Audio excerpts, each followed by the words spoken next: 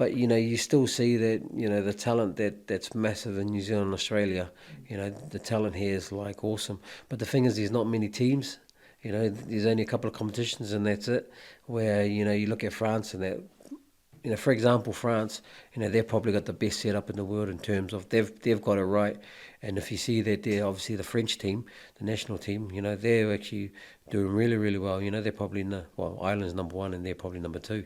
But just the way they've got everything sorted, they've got their top league, then they've got 3 leagues underneath them that are professional, but then also they've got the academies as well. So like they've got the 18s, you got your 17s to sort of 18, 19, 20 that are playing week in, week out, in a competition where, which is a pretty good standard. And then if you're good enough, then you go up and play in the top 14, and then if even better, in the Heineken Cup. So, obviously the French have got it right. UK, they're still struggling a bit. Even though they've got their own premiership, they're struggling massively.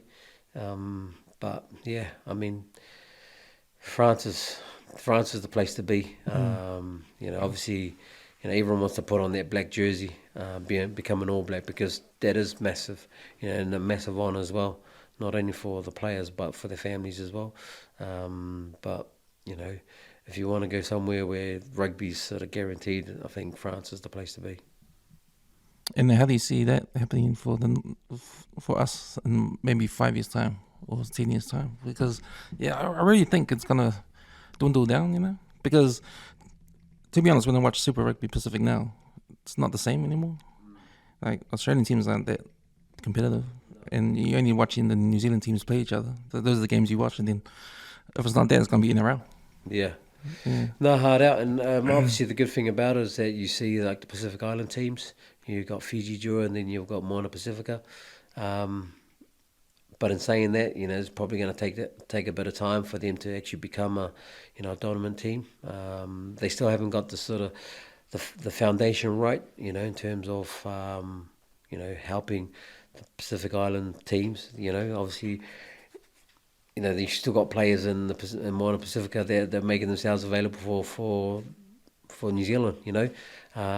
Which defeats the whole purpose of being a Pacifica team.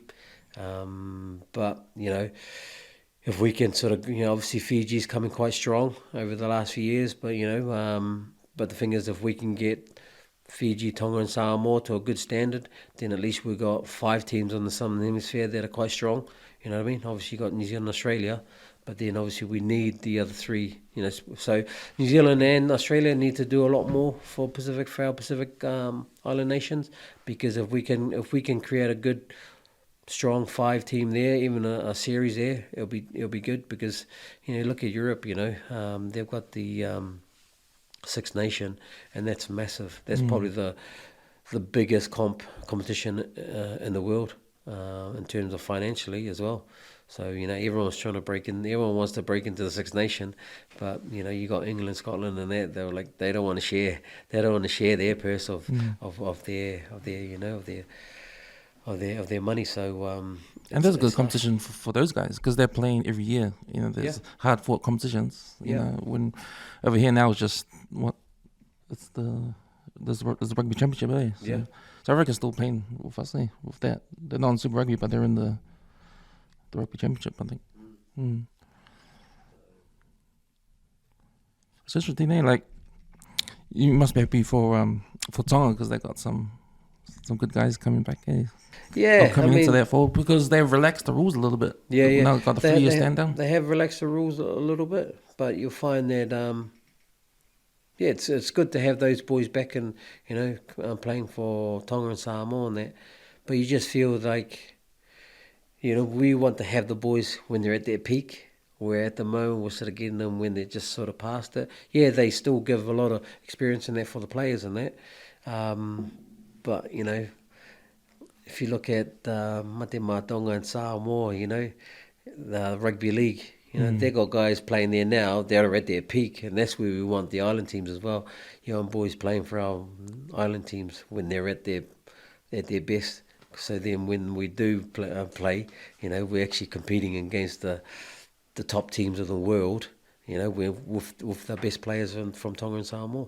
Because that Rugby League World Cup last year, that was massive, in terms of what Samoa and Tonga did with the fans around the world and stuff. No, it's awesome. It was great to see. I was at the games as well. Went to the games and that, and got to go to the camps, Samoa and Tonga as well. And it was just awesome to see that, the talent that we had. And it does show that, if we can get it right, that we can be, just like the rugby league. We can be the top, the top teams in the world. We can beat the top teams in the world.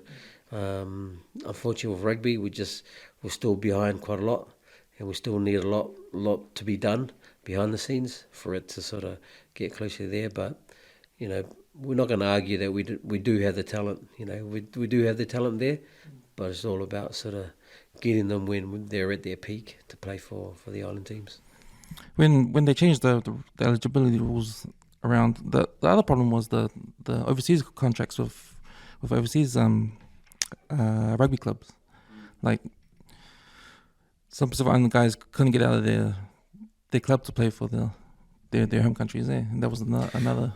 Yeah, I think that World Rugby sort of it's funny because obviously World Rugby gives there's a window for the players that the clubs have to release them, but then some of the games in that are played outside of that window.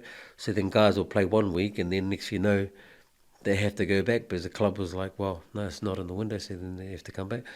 So that sort of disrupts the whole camp, and the team as well, where boys have been training 2-3 weeks, and then all of a sudden then a week after, then they've got to go back. That's a massive disruption in the squad. So I think there's more that we can do to sort of help. Things that we can do to sort of help teams like the Pacific Island teams and that, and the other teams like Georgia and that, because rugby can be a big game. It's a global game, but you can see it slowly declining. So hopefully in the years to come we can get it back up to that, because rugby is a good game, but we're slowly losing a lot of support from our fan base and all that.